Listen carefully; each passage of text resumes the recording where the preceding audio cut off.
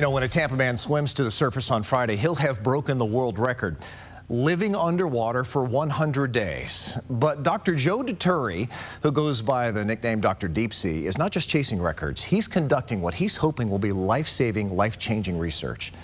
And for the 3 months he's been down there, he has Zoomed with STEM students, scientists, and reporters from all over the world. But only one reporter has been invited down below into his underwater habitat. Near the tip of the Florida Keys, a short swim from the dock at the Jules Undersea Lodge, sits a submerged habitat overflowing with promise. Teeming with fish, it rests at the bottom of this crystal-clear lagoon, Joe Dituri's home and lab away from home. Accessible only by diving 30 feet down and swimming up into a 6-foot opening into the pressurized floor. Let's go see what Dr. Deep Sea has been up to, or I guess we should say down to. He's welcomed scientists and students from all over into his undersea classroom, but he hadn't invited any journalists down below until he heard I was bubbling to see and hear more. Through his portal to the underworld, his enthusiasm for my arrival is only tamed by 4-inch thick glass. A fist bump later, I'm directed downward. This most unusual entrance gets an equally warm welcome. What are you doing in my house? What's happening? I appreciate the invite. How are you? What's up, baby? Good to see you. His energy is infectious, and his passion is just as intense for studying pressure on the human body. And it may be dramatic. In just 3 months, he tells me he's shrinking. Lost about a ½ inch at least, is my feeling. Because when I used to stand up and I used to hit this thing, I used to just barely scrape it with my hair, right? Okay. Like my hair would get caught. And no more. Now either my hair's gotten flat, or I've shrunk. But you expect to regain that, right? Don't know.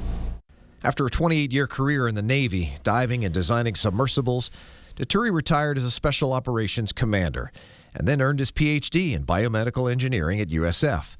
Convinced of the benefits of hyperbaric therapy, he opened a center in Tampa to heal concussions and traumatic brain injuries. Then, that car accident a year and a half ago. Sustaining a traumatic brain injury himself. All of a sudden, the suicidal thoughts he'd treated in vets now filled his head. The end of October, I said to myself, I'm gonna kill myself if this keeps going. I said, but I have to be a good Navy guy and do everything that I possibly can. His breakthrough, he tells me, came from his team of friends, doctors, and researchers. And what we found is that if you treat the person from a physical, physiological, and psychological perspective simultaneously, you can cure it. Now, he wants to extend our lifespan as well.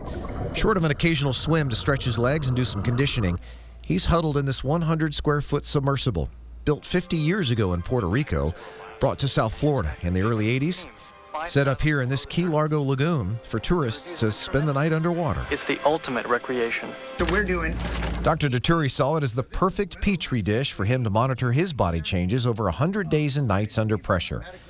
He does have a small toilet, shower, and some fold-down cots, but he wears a portable EKG monitoring his heart. His cholesterol is already down 72 points. He's seen a decrease in all of his inflammatory markers. His body is also producing stem cells, telomeres, those distinctive structures at the end of our chromosomes that should be shortening at this stage in his life. His are growing. I suspect, and I will find out when I'm fully done with this, exactly how many, but add that many more to my life. And that, new cells, new growth, new longevity, is that the thought? Longevity, that's exactly what it is. And while a return to the office means giving up this front row seat to the cycle of life. Right across there is the partridge family of lobsters. The worms get eaten by the small fish, and the small fish get eaten by the big... It's like, oh my God.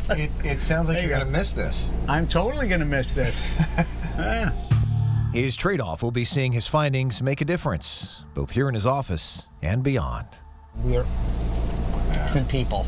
And I mean, we are fixing people. By unlocking life-changing mysteries of the deep.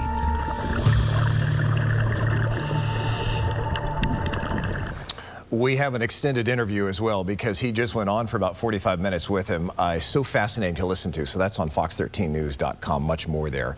Dr. Dituri emerges from that habitat on Friday. A team of doctors will be there to monitor his safe return. After that, he's back to the undersea oxygen clinic that he has in South Tama. And he's also hoping to present his findings this fall at the World Extreme Medicine Conference in Scotland. Thank you so much for the invite. I really appreciate this. This really is genuinely very special and cool personally, but I'm fascinated by what you're doing. Let me ask you first know a little bit about your Navy history, of course, but most recently, the car accident. Oh boy, yeah. And when you went through some tough times. Yeah. But you had a little bit of the knowledge to know I can fix myself somehow. Yeah. Walk me through that and how you kind of figured out that. So, yeah, I was driving my 1947 Chevy right after coming back from a workout. I'm still in my scrubs and, my badges and everything. And I was stopped at the light. The light turned green. I waited 5 seconds because I was doing something. It wasn't like I just jumped the gun. Pulled out. Somebody completely ran the light. It was 9 o'clock in the morning. Yeah. Boom. Car's totaled. I'm knocked out. I mean, knocked unconscious completely. I woke up in the back of the ambulance. Where am I? They're like, hey, Doc, how are you? And I'm like, who are you? Where am I? What's going on? Right? So I'm like, totally confused. I get to the hospital. They're like, oh, my God, you have an 8mm hemorrhagic stroke, prefrontal cortex. You're okay. You have a traumatic brain injury. You're going to put you up in the ICU for a couple days. Put me up in the ICU. I get up in there, and I'm like, okay, touch and go. Don't worry, I'm going to have to drill your head. Wait, what? You're going to drill your head? Oh, boy. Yeah. So I'm like, I don't even know what that means. Okay, 7-8 days in the hospital, whatever it wound up being. They discharged me, and they're like, hey, what you're going to need is just a tincture of time. So those words, it just wonked me in the wrong direction. I'm like, I know how to cure traumatic brain injury. I'm a traumatic brain injury researcher. So I start doing it the same way I've always done it. And it did not work. I used hyperbaric medicine alone, and it didn't work. And I was like, oh. So I got to a point, September 7th was when the accident happened. I got to a point in the middle of October. I literally threw the kitchen sink at it. I said, even if it doesn't have any evidence behind it, I'm going to do it. Even if it doesn't have any peer-reviewed publications behind it, I don't care. I'm going to try it because I can't go out without having done everything. I threw everything at it for a month. Well, I gave myself to my birthday, which was December the 8th, and this was the middle of October.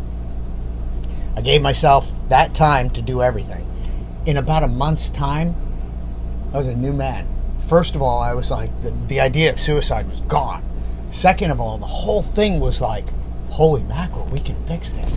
And then I was like, wait a minute, I'm coming back. Now I'm like, I'm better than I was before. It's like, holy mackerel. Then by the end of December, with my team of brothers from Tampa around me, I mean, Andre Kerwin, Travis Jennings, and Dr. Michael Cross from the University of South Florida, all my boys around me, they're like, we can fix people. Are you kidding me? We're doing this. What do you need? Tell me. And they just kept fanning the fire. And it was like, by the beginning of January, we had a program in place. And it all came out of the International Bank of Joe and everybody else who decided to help. MDs, PhDs, we all just circled the wagons. I mean, cognitive behavioral therapy. Because, look at this. The body keeps the score. I get hit in the shoulder, right? Boom. My head goes this way. Goes back this way. Hits over here. I got this contra-coup injury. Everything's messed up. You're like, but your shoulder is wonky, right? Oh, ow, ow, ow.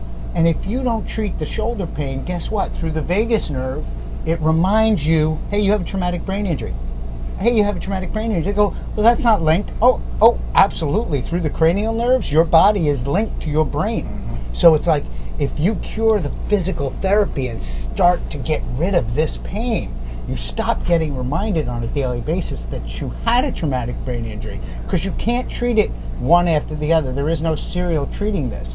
And I'll give you, for instance, my stepdaughter had a knee operation. Looked at patella tendons messed up, the torn meniscus, torn medial collateral. They really didn't know. They're looking at imaging and they're going, look, guy goes, look, I won't know until I get in there.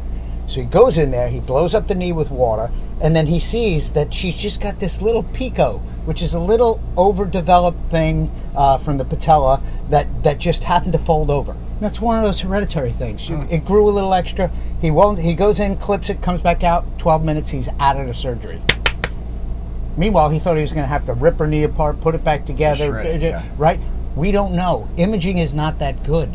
So here we are imaging the brain. We don't even crack the brain open and go, oh, this isn't talking to this. Let's crack the brain open and put a wire in between. We don't do stuff like that. So here we are trying to fix the brain without being able to look at it. And this knee thing is so demonstrative of our inability to see things on visual imaging and that we are falling down.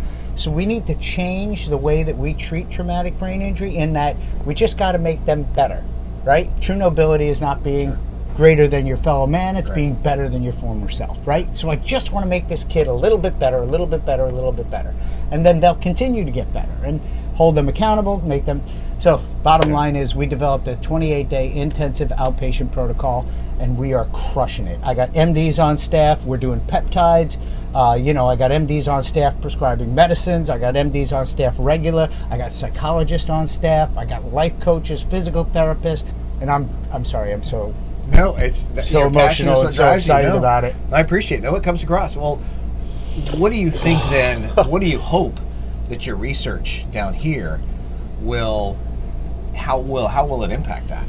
I mean, how much more have you learned, or how much what do you expect to find out from? Because you're studying the sustained pressure on the human body, right? And oxygen, the way the oxygen can travel. Is that the key, or what's the essence of it? The mechanism of action of hyperbaric medicine. That's the thing. And what I want to do is I want to solidify for the world. We pretty much know it, but what I want to do is solidify for the world the mechanism of action for hyperbaric medicine. What can it do? What can't it do? Is it going to cure your toenail fungus? No, it's not going to do your toenail. Right? Is it going to... Now, there's some maybes out there, right? But it's maybe. So here's a bunch of on-label indications that are approved by, the FDA. And here are some off-label indications. They go, oh, the off-label indications, we're not really sure. Hold on a second. Let's have an off-label talk. Off-label. Do you know what the drug Viagra is used for? Sure. No. Do you know what it was FDA approved for? I have no idea. It's a cardiac drug. Cardiac drug. That's what it's FDA approved for. An off-label use, second-order consequences, it vasodilates and helps with erectile dysfunction. All we're doing is prescribing that mainly for off-label. Okay. You see what I'm saying? Yeah. So that's the definition between off-label and on-label. And people are so scared, oh, it's an off-label indication, there's no proof. That's not what that means. Yeah. It means that it hasn't gone through the insurance companies. The insurance companies have no incentive to go, check, yes, that works. Right? So what works, works. Now, science wins over BS every time because I'm a scientist and I really want to do science, but, kind of what works, works. And we're looking at these people, remember back to the knee and the imaging, we have to take the parent's word for it. For instance, if the parent knows this person, knows the child, and goes, hey, my kid was not like this before, and the doctor looks at him and goes, I don't know, he's fine, he looks fine to me. He's like, no, he's totally different, right? So if you know me well enough, you know that if I'm not talking, there's something wrong. Right. Sorry. Right. No, I get it. Well, and, I know there's so much here. I could talk to you all day about this because I'm fascinated by this, but let me fast forward to maybe next week. What are you looking forward to? I think that I've read that you think you may have shrunk a little bit. Now, the astronauts are in tension when they're in the International Space Station. They grow about 1.5 inches. 6 months. I suspect it makes sense that I'm at an increased pressure under gravity, and I'm going to get squished a little bit. I don't know. Yeah. I don't know. That's why we're doing all this. Yeah. Well, so what am I looking forward to? Yeah. Well, there's so much here. What are you looking? What are you guessing that comes out of that? Then, are you? Because obviously, no one has had this sort of sustained pressure that we've been able to monitor for this long. Well, let's just agree that this would be considered extreme medicine, right? Yeah. So we are looking at briefing the results and I have already been contacted, and I'm going to and briefing the World Extreme Medicine Conference in Edinburgh, Scotland, in November. Plus, I get to wear a kilt. Come on. Like, what? You get to wear a dress? I'm coming. I'm there. Get it. So, But the long and the short of it is that's exactly the place where this stuff goes. We want to learn the edges, the reaches. What can we do? We're constantly monitoring the human body. Continue like this entire thing. I've been monitoring myself: blood, urine, saliva, EKGs, EEGs, pulmonary function tests. So hopefully each one of those is going to wind up being a little paper in and of itself. But what's the goal? To take us from here to here in our knowledge. Just move the needle. Sure. So that's what I want to do. So that when we look at this, all this stuff it's all helping many different things. Astronauts, aquanauts, how long can you stay? How much muscle can you form while you're down here just using resistance bands? Here's the blood pressure cuff stuff that I'm doing that I'm trying. In theory, your muscles should be shrinking down here, right? You would think that they would shrink and they would atrophy from disuse, because you see how far I have to walk. Right. There is no pull-up machine here. There's no bicep curls. There's no tricep anything. So how often are you doing those then? So I do it about 3 or 4 times a week, which is the same amount of time that I usually go to the gym. Yep. Okay. And let me reach behind us. Sorry. So these type cuffs, I'll put this cuff around my bicep on both sides, right? So I have 2 of them. They go around both sides.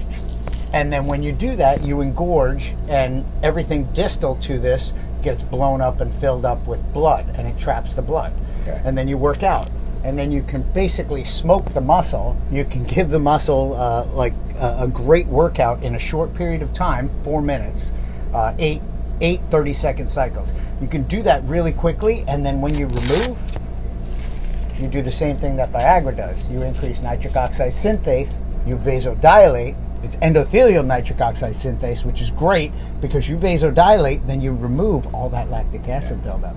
So you feel no pain after you work out, and you're still maintaining muscle. I want to use this on the International Space Station. I want to see if it works. And I talked to astronaut Mike Gernhardt while I was here, and he's like, that's a great idea. Yeah. And I'm like, I don't know. Where'd you get that from? I'm like, I don't know. I had it. I was thinking about it. Right. Physiology is what I do. These go around the legs. I do the same thing, and I'll sit here with the bands, and I'll just go like this with the band wrapped around my back.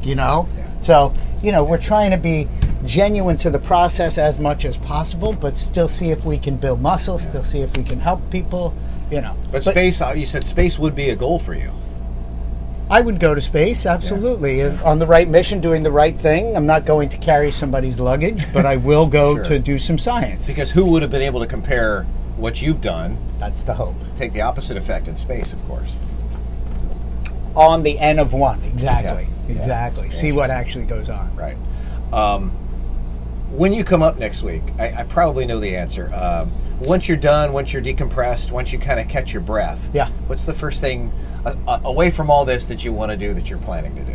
Oh boy, it's time to get back to work. Yeah. Not for nothing, but I have military guys that are hurting, that have been a little bit on hold. We pushed them to the right so that I could finish this mission. We're helping the military guys. On West Shore, we're just really trying to crush it and get these guys back to normal. Like when we moved the needle on the guy, and the guy goes, "You don't understand.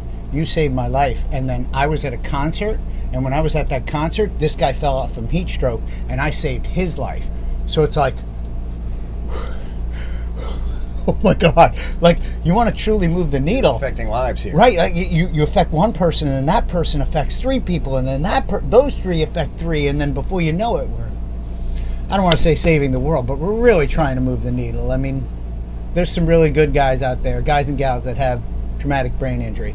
Policemen. I've treated a bunch of policemen that are in the local area that are very, very appreciative of what we have done. Trust me, look at the website for the testimonials. It is you look at them and they are emotional as you could imagine. It's one of the parrots. Those are the coolest fish. A couple of them, actually, yeah. Parrotfish. Oh, yeah. You'll walk around here, you'll see my friend Fred the lobster. Right across there is the partridge family of lobsters. It's I love this place. Something new every day. You want something cathartic? Sit right here, pile up the pillows, turn the light on at night, and watch. All you do is see the circle of life. You see you see the little things come out, and then the worms come out and eat the little things, and then the little things. I'm totally gonna miss this. a little birdie told me a keyword, and then I was fascinated by this, and you probably know who, but he wanted me to ask you about telomeres and what you're learning about that. All right, so a known mechanism of action of hyperbaric medicine, hyper meaning more than, baric meaning pressure, is that on the end of the chromosome, and yes, I know, I'm drawing it out, and this is a loose demonstration, right? On the end of the chromosome, you have these little legs. Totally over-dramatized. I know it's not accurate. Please don't shoot me in the face. No, General for TV, right? So hyperbarics will take something like, depends on whose paper you read, depends on what the blah, blah, blah. There's all kinds of out there, right? So I'm trying not to be disingenuous. Right. But it can add between 20 and 33% length to your telomeres. So you're adding length, longevity. Now, this is a slight bit disingenuous because if you get hit by a bus tomorrow, having long telomeres doesn't help you, right? I don't want people to think like, oh, it's the cure. I'm going to run down and do what he did. That's just stupid. But I want them to think, hey, there's a possibility for us to live as a species. 110 is not unreasonable. 110 is not ridiculous. Now you got to take care of yourself. Now you got to go to the gym. You got to increase nitric oxide synthase on your own by going to the gym, by working out, by living a healthy lifestyle. And this is what I push to the guys when they come to the clinic, the military guys. I said, listen, number one, get off of all the drugs you're on. It depends on what you're on. But number one, get off of 90% of the drugs that you've been prescribed because you don't need them. Oh, I need something to help me wake up in the morning because I didn't sleep well. Then I need a mid-morning pep-up. And then I need a little pain reliever in the afternoon. And then I need something to get me ready for bed. And then I need something to help me sleep. And then I help me something to stay asleep. Right. And you're groggy because you got all these meds inside you altering serotonin, melatonin, right? So you just got to get yourself right? Increase your water intake to 1 gallon a day. Everybody's like, 1 gallon a day? I'll be peeing all day long. I drink 1 gallon of water a day like it's going out of style. I wake up at 5, I start drinking 4 something. I start drinking water, coffee too. I got my vices, right? Coffee, water, and then I continue on. And basically I'm done with my water by, 6 p.m. So you drink 1 gallon of water in 12 hours. This is what you do. And then hopefully you make it through the night without having to get up and pee and you go from there. Right. But yeah, telomeres. Fascinating stuff. Yeah. Really amazing. Well, let me ask you about is this what you expected being down here for 3 months? I mean, I know you've been able to talk to some people. Yep. But you haven't seen, other than probably that, you haven't seen the sun, you haven't, what about society have you missed, you think, that may kind of help you right your sanity ship? Or do you think because of all your science and everything that you've been focused on, you haven't completely gone crazy yet? So it's this. Yeah. We don't do this, right? Like, I've done this 55 times, maybe 60 times people have come down. I see this cat more than anybody else, right? So Thane, my mission director, comes down regularly and I get to see him, high five, we slap one another on the back. But that little contact, that little whatever, we need that as humans. And this is what the kids miss from doing this, right? When you do this, you don't do this, you don't do this, you don't touch. So I think that, and we learned that lesson during COVID, right? Don't touch anybody. You might get cooties, right? Yeah. So, now it's turned out that, okay, we learned that lesson, but I think that we need to relearn that lesson and make sure that as we prep for the isolated, confined, extreme environment that will be Mars, that 200 days to get to Mars. What are we talking about? 200 days to get there. Yeah. Do you want to come back? Because if I go, I'd like to come back, right? So we're talking 2 years. I have a question. What are we going to eat?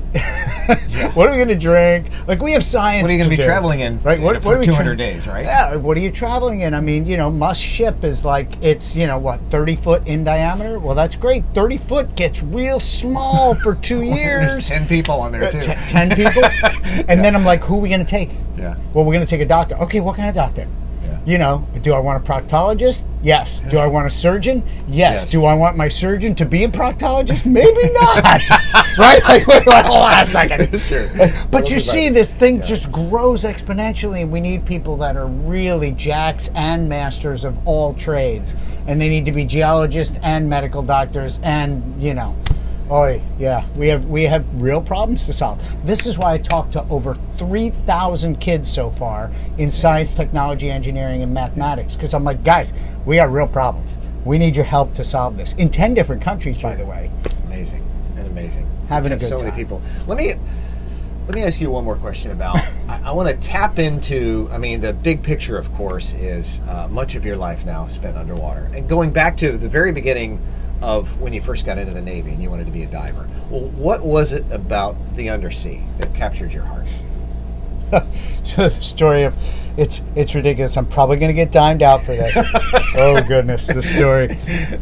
I'm like 9 years old. My father has a boat that's too big to pull out of the water, and we lived on Long Island, New York. And he says, "Hey, I need you to hold your breath, go underwater, find the zinc tab that's around the shaft of the boat, and take this Allen key and undo it, pull it off, and then put the new one on." I'm like, okay. I can do that. And then I just can't hold my breath long enough. So I'm like, "Dad, I'm sorry, I just can't do it." He's like, "All right, hold on, stay there." So I'm in the water, in the canal, in New York. You know, I'm standing, so it's not like it's, right. you know. So I'm standing up, and I'm like, he puts this backpack on me, right? You know, big BC, not a BC, a big tank on my back, a strap that goes around here with weight on it, no BC, and a double hose regulator comes over my mouth. Now, I'm 9 years old. I can barely clean my room, much less know what I'm doing, right? He goes, I go underwater. He's like, yeah, okay, you got it? Okay. And he goes, wait. Just don't hold your breath. That was the entirety of my scuba diving lesson. The first time I breathed air underwater.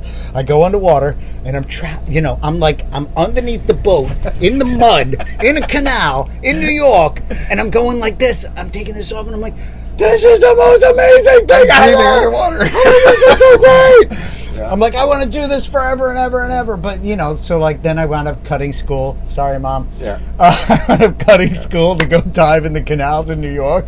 Like, to dive in the canals, like, talk about the psychosis there. Like, what are you doing? Could you even see your hand? I actually could. The visibility wasn't horrible, you know, and, you know, by and large, it was nice. There was a couple of things, but there's no coral in a canal. There's no pretty. There's a couple of fish every now and again. You know, there's a shopping cart over here. Yeah, There's sure. a plate that somebody broke it through the water, whatever. A cooler somebody dropped, you know, like, yeah. So yeah, that just kind of stirred me to do the Navy. I've always been drawn to the water. My father had a boat from the day I was born. He had a boat, for crying out loud. Not maybe the day, but you know, recently after getting to Long Island, he got a boat, and it's just been boat and bay ever since. Go clamming, go fishing. That was the thing. We didn't watch football. Yeah. We went on a boat Sunday morning. Oh, it's time to go on a boat. Get all your stuff together. Get on a boat. Yeah. You know, so. Yeah. It's just what we did. So the Navy seemed very natural for me. It sounds like it. Well, and I love how you've continued it too. It's yeah. very cool.